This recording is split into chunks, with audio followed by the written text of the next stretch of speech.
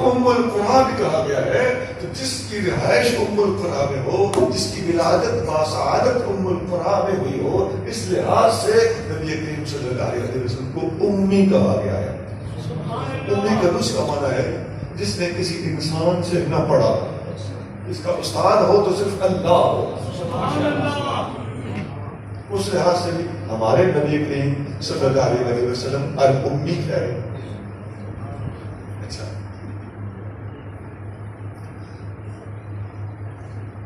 یہ جو میں نے تھوڑا سا آپ کو الامی کے حوالے سے عرض کیا ہے کہ آپ کریم صلی اللہ علیہ وسلم کے شہر کا نام مکہ ہے، جسے ام القرا کہا جاتا ہے، آپ اس کے رہنے والا ہونے کی حیثیت سے الامی کہلاتے ہیں۔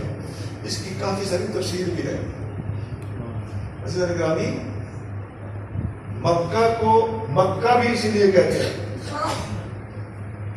کہ یہ پوری دنیا کے سینٹر میں موجود ہے، اور ام القرا ہی نہیں، اگر غور کرو تو یہ ام دنیا ہے، اور قرا کا معنی ہوتا ہے بہت سارے شہر، تو قرا کے اندر تمام کے تمام شہر بھی اگر آ جائیں تو تمام شہروں کی ماں، الف لام لگا ہوا ہے، ام القرا، تمام شہروں کی ماں، تو یہ بات صرف علاقائی شہروں تک نہیں رہتی، بلکہ یہ جاپان سے لے کر امریکہ، کینیڈا، الاسکا تک بات پہنچ جاتی ہے، اور واشنگٹن اور ماسکو کیوں نہ ہو، سارے کے سارے شہروں کی ماں اگر بنتی ہے تو مکہ۔ اب مکہ کا لفظی معنی کیا ہے؟ مکہ کا لفظی معنی گرامر میں جو لکھا ہوا ہے، یہ ڈکشنری کی کتابیں ہوتی ہیں، وہاں مکہ کا معنی لکھا ہوا ہے باقاعدہ، کیونکہ مکہ عربی کا لفظ ہے باقاعدہ۔ اور یہ آقا صلی اللہ علیہ وسلم کی عجیب شان ہے کہ قرآن کے اندر اور شریعت اسلامیہ میں ناموں، شہروں کے ناموں، حتیٰ کہ بندے کے انگ اور جسم کے اعضاء کے ناموں یہ بھی باقاعدہ معنی ہے۔ دوسری زبانوں کو یہ شان حاصل نہیں ہے۔ انگریزی میں آنکھ کو آئی کہتے ہیں، انگلش میں اسے عین کہتے ہیں، اور عین کا معنی ہی ہوتا ہے دیکھنے والی چیز، لغوی معنی بھی وہی ہے۔ ناک کو انگلش میں نوز کہتے ہیں، اور عربی میں انف کہتے ہیں، انف کا معنی ہی ہوتا ہے فرنٹ والی چیز۔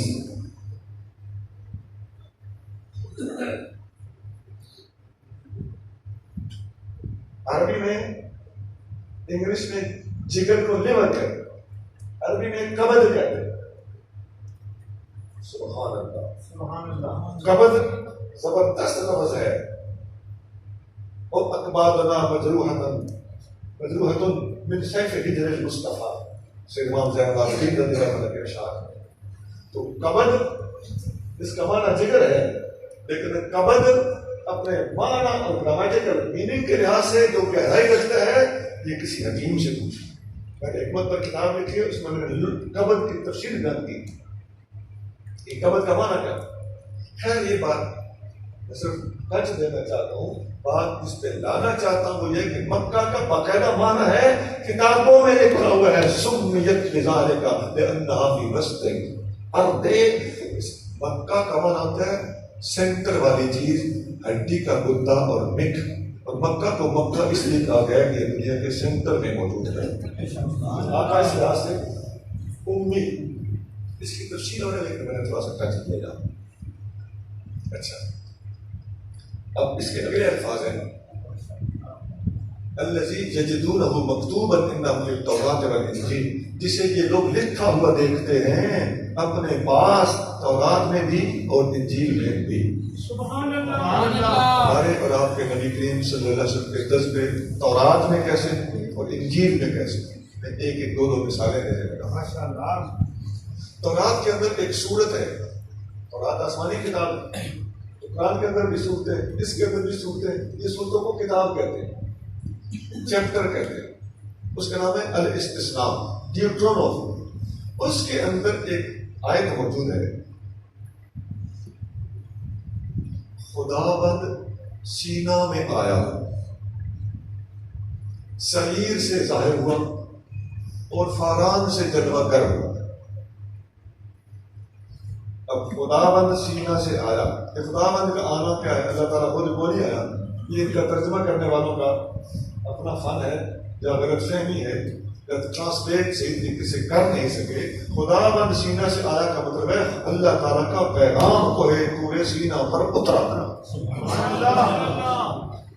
تو یہ موسیٰ علیہ السلام پر آنے والی وحی اور حدیث علیہ السلام کے چلا کاٹنے کی بات ہو رہی ہے. اور شہیر سے ظاہر ہوا کہ کوہ شہیر، شہیر ایک پہاڑ کا نام ہے جس میں حضرت عیسیٰ علیہ السلام نے چلے کاٹے تھے اور ان پہاڑوں میں زیتون بڑے ہوتے تھے اور انجیر جسے پھگواڑے کہتے ہیں ہماری بولی میں یہ بڑے ہوتے تھے.